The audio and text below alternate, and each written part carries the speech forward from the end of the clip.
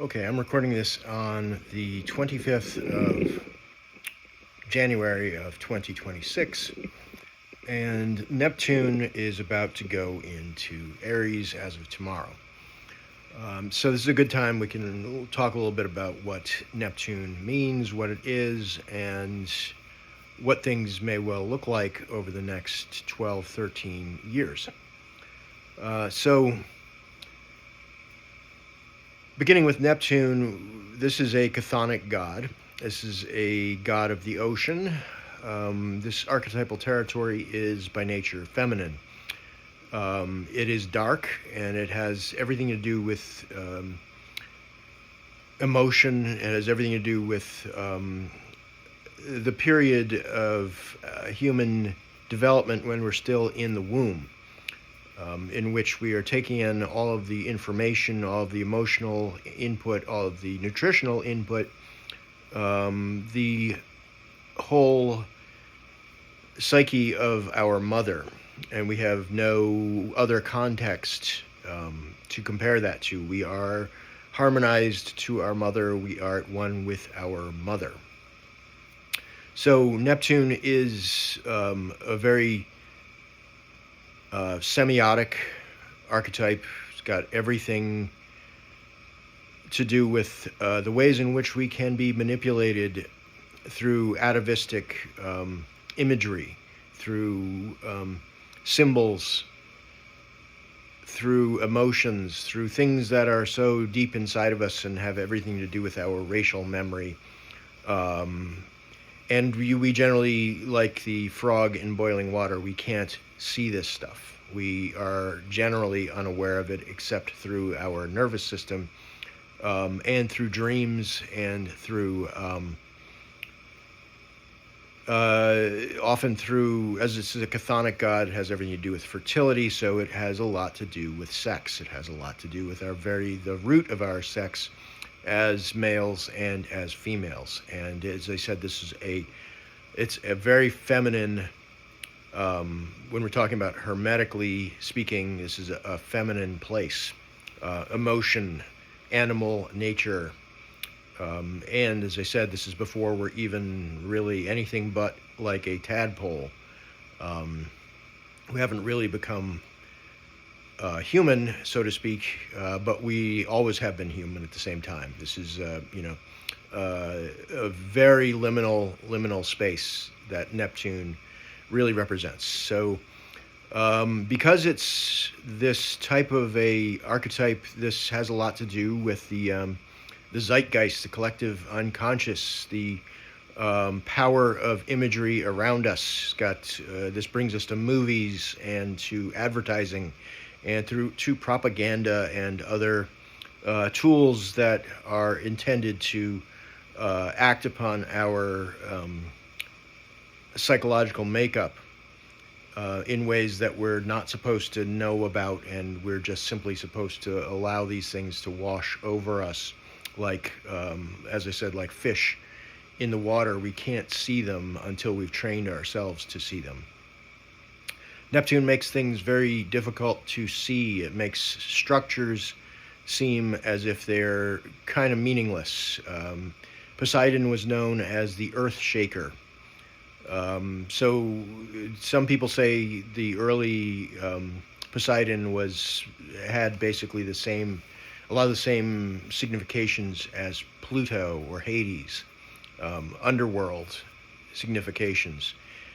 People have been using waterways and the ocean to honor the dead and to send them off on their way for probably as long as there have been humans. So there is a very strong association to death as well through this. So there's a very strong association to the stars as well, because the stars have been largely what people use to navigate when they're going out on the ocean. Again, it's probably as long as people have been going on the ocean. We can also think of Odysseus, going off and encountering the sirens, and tying himself to the to his boat while his entire crew goes insane, enthralled by this feminine sexual energy, and just simply feminine power. The power of the mother is invoked here, and this is a male chthonic archetype. And anybody who's read my Substack, you'll find I've got some articles about the chthonic male god as a proxy to the great goddess, and the male subservience to the great goddess. And this is very much Neptune's territory. So to understand what's happened and what's going to happen, we've been, for quite a while, Neptune has been sitting in the last degrees of Pisces. And if we go back to 1860, at the beginning of the American Civil War, Neptune was sitting in the late degrees of Pisces when the war began. Neptune is not often associated to war, but he should be. This area of human archetypal consciousness is it sits below Mars as well. So all of the other archetypes are kind of influenced by this. And if you think of like the angry drunk, we don't all just become like a heroin addict, so to speak. We don't all just get zoned out and turn into zombies by this energy. It goes both ways. It can it can be translated into extraordinary violence. We can think about the Maenads, the followers of Dionysus, the women who would tear small animals to pieces, or humans to pieces, or bulls. They would the Taurobolium. Unpleasant, but this is an aspect of human psychology and who and what we are. So we've had Neptune in the late degrees of Pisces, and we've been teetering on the edge of something very much like I won't say civil war, but extraordinary polarization, and we're getting what feels closer to something very much like that. We need to understand, too, that Neptune has, unlike the period in 1860, Neptune has been in close contact with Saturn for the past couple years. And Saturn represents the roots, the established power, the seat of power. Saturn is all about the protecting established power. And if you know Saturn mythology, he also is a proxy of the great goddess. But it's and he's also, his primary cosmogonic myth is castrating. He's a proxy to Gaia, essentially. He castrates Uranus in the interest of his mother, Gaia. So he's got a kind of this cryptic sun lover kind of archetypal significance too. But he's not the same as Neptune. Not quite as raw, and again serving the goddess, but in a more, as I said, in the roots. Like if we're talking about the tree of life, this is the root. It's a very sensitive and extremely important part of the tree. It's taking all the nutrients in. It requires a fairly delicate balance, and if there's too much water, which Neptune brings, then that can rot out the root. So between Neptune and Saturn, we have corruption. We have corruption of the most basic legal frameworks of humanity. And in Pisces, it's been kind of submerged. But this particular point where we're going to see Saturn and Neptune converging together in the first degree of Aries, which is literally on the point of the zodiac, which is the vernal equinox. It's a liminal point. It's an extremely important point. Changing of the season. This goes back to the dying and rising god idea. Each season has its own king, I guess. If you look at the tarot cards, it's got its own royalty, and that king dies with the season, and a new king must be born. So this is the Saturn-Neptune cycle is kind of reaching its crescendo, and a king must die here, and a new king must be born. Now, that doesn't mean that we have leaders that are going to die or anything like that necessarily. This is probably going to be a paradigmatic thing, a shift of seasons, essentially. And we also need to understand that the last, when the American Civil War happened, we were in a astrological age of Earth. And we were right around the time there was a convergence of Saturn and Jupiter in the sign of the Virgin in Virgo. This time we are solidly in the age of air. We had the convergence in the first degree of Aquarius in 2020, I believe it was. So this is a different era. This is the last time we saw Neptune emerging from Pisces into Aries was it was Earth. So this was a very grounded era overall. We had stable nations. Things were moving towards consolidation overall.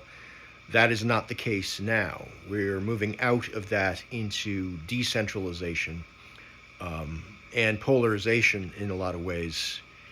So, as I said, this is a radically different overall era. So, Neptune in Aries, as I said, this is going to be accompanied by Saturn. Saturn does not want to be in Aries. Saturn is the lord of the winter. He is the force that brought his wife, the great goddess Rhea, to hide Zeus underground in a cave because Saturn was going to eat his child, just as he had done with the other 5 children.